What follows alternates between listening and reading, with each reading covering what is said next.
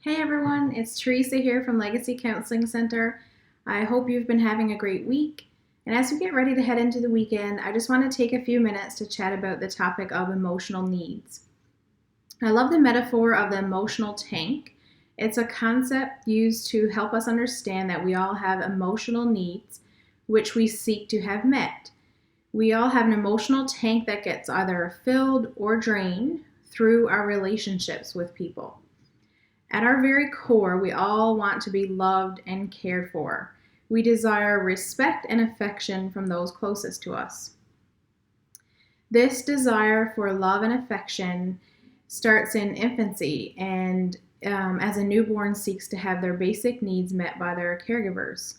As young children grow, they look to adults to find their worth and value in the world. By showing patience, love, and by speaking words of encouragement into the life of a child, we fill their emotional tank. When a child's physical and emotional needs are met, they are being given a strong foundation to navigate the world and the challenges that they will go through in life. In friendships and family relationships, and even in romantic relationships and marriages, we seek to have our emotional tank filled. We feel joy when someone compliments us or shows us compassion during a time of need. And when someone goes out of their way to check on us or do something that makes us feel special, our emotional tank becomes full. But what happens when our emotional tank runs empty? This usually happens when we feel that relationships and life circumstances actually are draining us emotionally, and we can start to feel lonely, sad, fatigued. It can be difficult to focus, and we can even have difficulty finding joy in our day-to-day lives.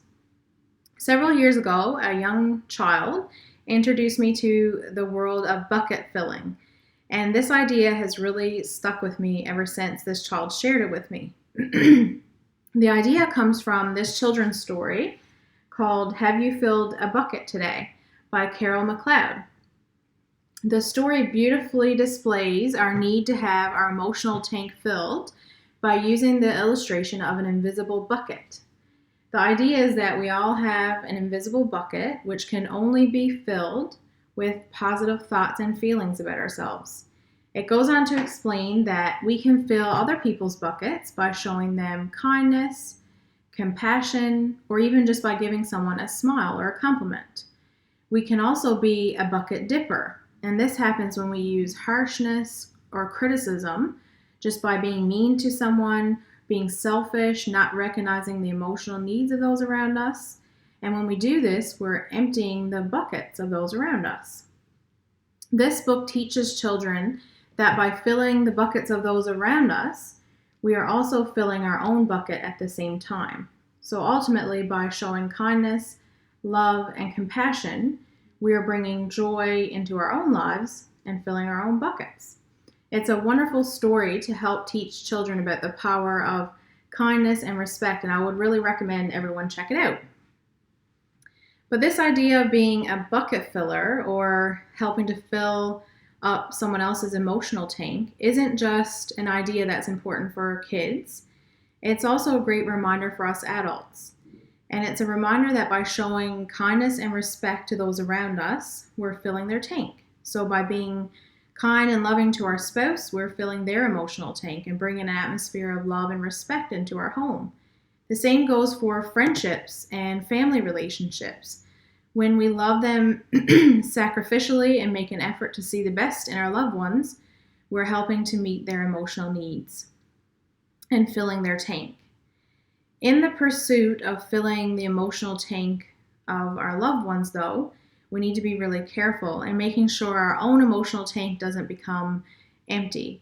I'm pretty sure we've all heard this saying, you can't pour from an empty cup. But what that really means is that we can't meet the emotional needs of those around us if we are feeling depleted ourselves. So we need to be careful to fill our own emotional tank by taking care of ourselves, having healthy boundaries with work and relationships, being intentional to get enough rest and time for ourselves, asking for help when we need it, which is really challenging for a lot of us. But the more in tune we become with our own emotional needs, the better we are at expressing our needs to our loved ones. And when we work on filling our emotional tank, then we have energy and the ability to pour love and compassion into those that we love. So check out this book and take a look at how you can be more intentional to be a bucket filler or someone who fills the emotional tanks of those that you love. And I really just hope you have a great weekend.